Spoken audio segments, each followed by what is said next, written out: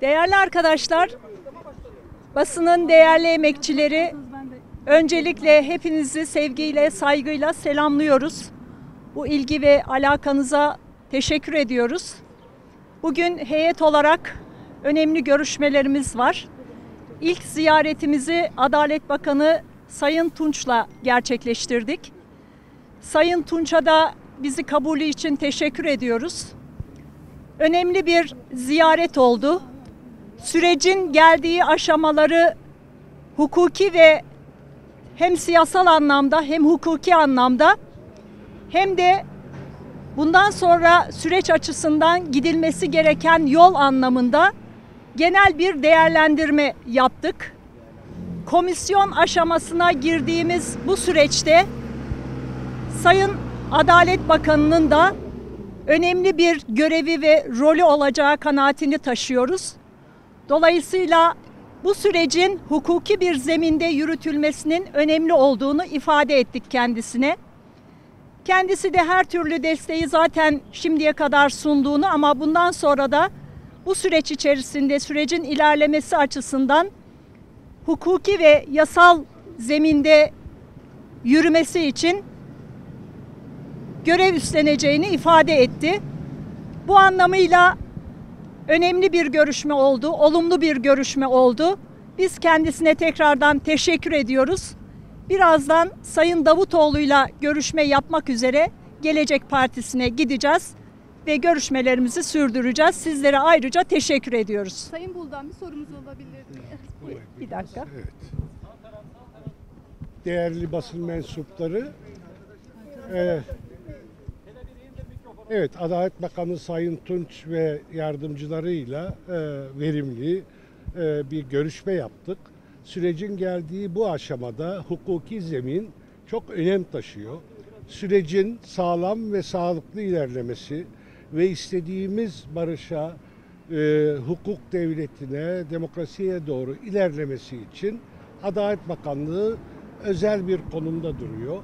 Çok fazla çalışma yapılacak bundan sonra elbette. Biz kendimiz bu çalışmalara zaten elimizden gelen her türlü katkıyı yapıyoruz ama bakanlıkla istişare, diğer makamlarla istişare gibi çok önemli. Adalet Bakanlığı'nın bu süreçte şu aşamada rolü çok özel. Sayın Bakan da ellerinden gelen her türlü çabayı sarf edeceklerini çok açık bir şekilde söyledi. Sürecin hukuki zemini sağlamlaştıkça ilerlemesi de ve sonuca doğru yürümesi de o kadar kolaylaşır. Buna inancımız var. Bu konuda yapılacak çalışmalara Adalet Bakanlığı'nın katkısının da bundan sonra en üst düzeyde olacağı yönünde kendilerinin de beyanı var. Yine kendisine teşekkür ediyoruz ve hepimize bu süreçte kolaylıklar diliyoruz. Efendim, Selahattin Demirtaş'ın tahliyesine dair bir gündemde oldu mu toplantıda? Her konu konuşuldu, onu söyleyelim. Detay vermeyeceğiz, soru da almayacağız. Aslında öyle kararlaştırmıştık ama sorabileceğiniz hemen hemen bütün konular bugün konuşuldu, öyle diyelim. Teşekkür ederiz. Sayın Buldan, özellikle siyasetten ilk grup silah tesliminin ardından silah teslimlerinin kısa süre içinde tamamlanması gerektiği yönünde çağrılar gelmişti. Süleymaniye'deki silah tesliminin sonrasında. Bu konuyla ilişkin bir takvim, öngördüğünüz bir takvim var mı? Ne zamana kadar tamamlanmasını bekliyorsunuz? Bir takvim yok ama süreç belli aşamalarda ilerleyecek.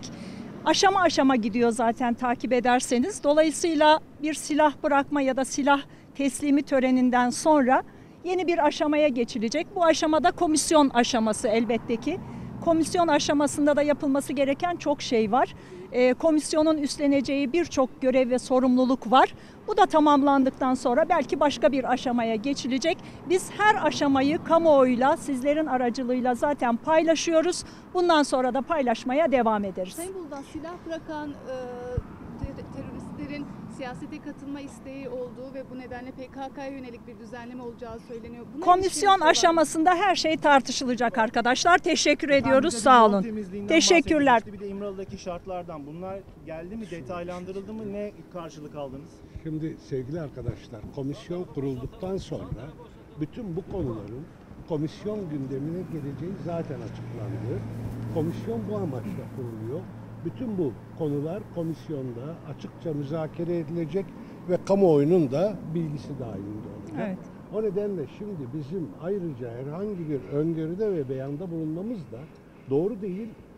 Komisyon dediğimiz gibi esasen bütün bu konuları parlamento zemininde ele almak için oluşturuluyor ve sanıyorum çok yakında İlk çalışmalarına da toplantısı- başlayacak.